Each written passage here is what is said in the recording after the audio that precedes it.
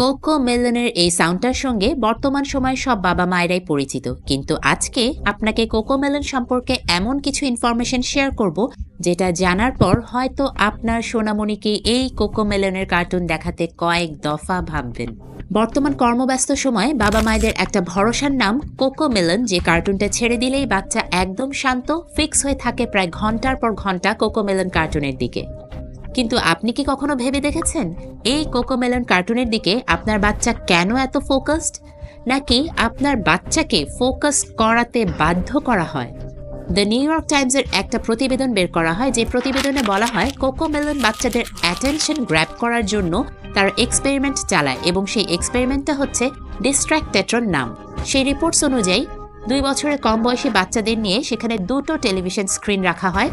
একটা টেলিভিশন স্ক্রিনে cocoa মেলনের cartoon রাখা হয় এবং আরেকটা টেলিভিশন স্ক্রিনে রিয়েল টাইম যে সমস্ত সিন সিনারি আছে, যেমন কোনো লোক ন্যাচারালি হাঁটছে কিংবা কফি ঢেলে খাচ্ছে, এমন সিন রাখা হয় এবং নোট করা হয় ওই বাচ্চা কোকো মেলনের কার্টুন থেকে কোন সময় তার মনোযোগ শিফট করে ওই রিয়েল টাইম সিনগুলো দেখছে, এবং এক্স্যাক্ট ওই টাইমটাতে তখন কোকো মেলনের কার্টুনরা নিজেদের ডেভেলপ ঘটায়। এবং এক্সপার্টসরা জানায় কোকো মেলন তাদের এই কার্টুনের মধ্য দিয়ে বাচ্চাদের অ্যাটেনশন গ্র্যাব করার জন্য কয়েকটা মেথড ইউজ করে থাকে। যেমন এখানে খুব flashy over saturated colour use করা হয়, তারপর এখানে রিপিটেটিভ লাইজ ইউজ করা হয়, যে কারণবশত বাচ্চারা তাদের অ্যাটেনশন সরাতে পারে না।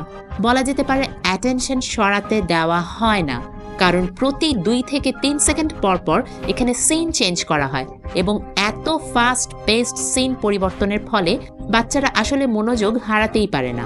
তবে এর ফলে কি হয়?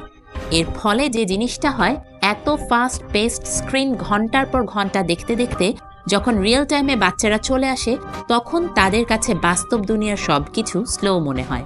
তাদের ব্রেইনের ন্যাচারাল ডেভেলপমেন্টে অনেক সমস্যার সৃষ্টি হয়, এমনটাই বলছে এক্সপার্টরা।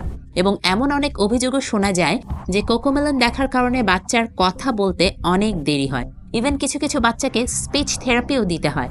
এবং আরেকটা ইনফরমেশন অনেক এক্সপার্টরা বলে থাকেন, যদিও এর কোনো সলিড এভিডেন্স নেই, সেই ইনফরমেশনটা হচ্ছে কোকো মেলন দেখার ফলে একটা বাচ্চা যে পরিমাণ অ্যাড্রিনালিন হরমোন নিঃসরণ করে, সেই সেম পরিমাণ অ্যাড্রিনালিন হরমোন হচ্ছে একটা স্মোকার যখন ধূমপান করে তখন তার যে পরিমাণ অ্যাড্রিনালিন হরমোন নিঃসরণ হয়, ঠিক তার সমান। এখন এটার সলিড এভিডেন্স না থাকলেও এটা তো মানতে হবে যে কোকো মেলন বাচ্চাদের জন্য কতটা addictive.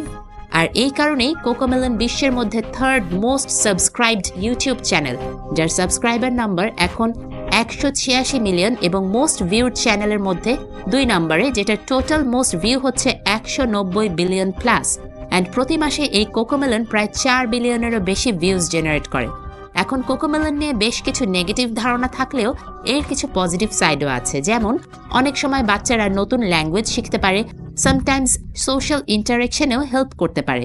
But the fact is, রিসার্চার্সদের কথা হচ্ছে এই কোকো মেলন আপনার বাচ্চাকে শান্ত করতে সাহায্য করে কিংবা হয়তো আপনাকে আপনার কাজ করতে হেল্প করে, বাট তার মানে এই নয় যে আপনি ঘন্টার পর ঘন্টা এই বাচ্চাকে স্ক্রিন টাইমে রেখেই দিবেন। সো এই জায়গাতে প্রত্যেক বাবা মায়ের সতর্ক হওয়া উচিত এবং এই কোকো মেলন দেখানো নিয়েও তাদের একটা লিমিট রাখা উচিত।